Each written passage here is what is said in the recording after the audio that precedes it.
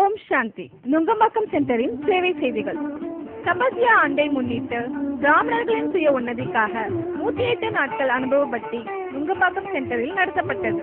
இதில் பாபாவின் குணங்கள் மற்றும் சக்திகளை அனுபவம் செய்தல், சார்தாம் யோக பயிற்சி, பான்ஸ்வரூப் யோக பயிற்சி, ஜுவாலாமுகி, அஸ்திர சக்திகள், இயற்கைக்கு சக்தி கொடுத்தல் மற்றும் விவேகி பயிற்சியை அனுபவம் செய்விக்கப்பட்டது. கடந்த சில ஆண்டுகளாக ஒவ்வொரு சனிக்கிழமை அந்த ஸ்பார்க் நிகழ்ச்சி வெற்றிகரமாக நடைபெற்று வருகிறது. அதில் சகோதர சகோதரிகளின் முன்னேற்றத்திற்காகவும் தெய்வீக பண்புகளை தாரணை செய்வதற்காகவும் விசேஷ கவனம் செலுத்தப்பட்டு வருகிறது. யூத் விங் சார்பாக புகையிலை தினத்தன்று மேற்கு மாம்பலம் ரயில் நிலையத்தில் விழிப்புணர்வு நாடகம் நடத்தப்பட்டது.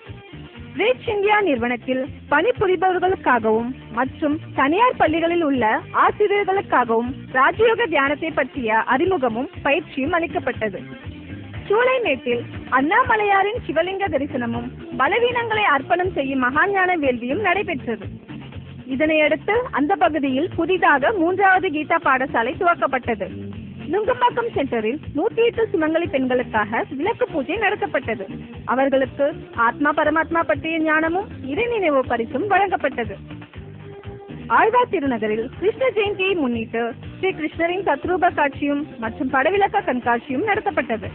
வெள்ளத்தால் பாதிக்கப்பட்ட விருகம்பாக்கம், சூளைமேடு, சவுத் போக்ரோ, சிஐடி நகர் போன்ற பகுதி மக்களுக்கு நுங்கம்பாக்கம் சென்டர் சார்பாக உணவும் வெள்ள நிவாரண பொருட்களும் வழங்கப்பட்டது. 80வது சிவ ஜெயந்தியை முன்னிட்டு வேறு பொருட்கள் கலக்காமல் நவதானியங்களை கொண்டு பிராமணர்களால் உருவாக்கப்பட்ட தவலிங்கம் தத்ரூபமாக நுங்கம்பாக்கம் சென்டரில் அமைக்கப்பட்டது. மேலும் படவிளக்க கண்காட்சியும் நடத்தப்பட்டது. இதில் முக்கிய பிரமுகர்கள் பலர் வருகை தந்தார்கள் மற்றும் சுமங்கலி பெண்களுக்காக விளக்கு பூஜையும் நடைபெற்றது. திருநங்கைகளுக்காக நுங்கம்பாக்கம் சென்டரில் ராஜயோக தியானம் பற்றிய அறிமுகமும் தியான பயிற்சியும் அளிக்கப்பட்டது. அவர்களுக்கு பிரம்மா போஜன் மற்றும் இறை நினைவு பரிசும் வழங்கப்பட்டது. லயோலா கல்லூரியின் சார்பாக மகளிர் தின விழா ஏற்பாடு செய்யப்பட்டிருந்தது. இதில் பிரம்மா குமாரி சகோதரியை சீஃப் கெஸ்டாக அழைத்திருந்தார்கள். சகோதரி அவர்கள் தாய்மையின் முக்கியத்துவம் பற்றியும் ராஜயோக தியானத்தை பற்றியும் எடுத்துரைத்தார்கள். இந்நிகழ்ச்சியில் 2000க்கும் மேற்பட்ட மகளிர் கலந்து கொண்டு பயனடைந்தார்கள்.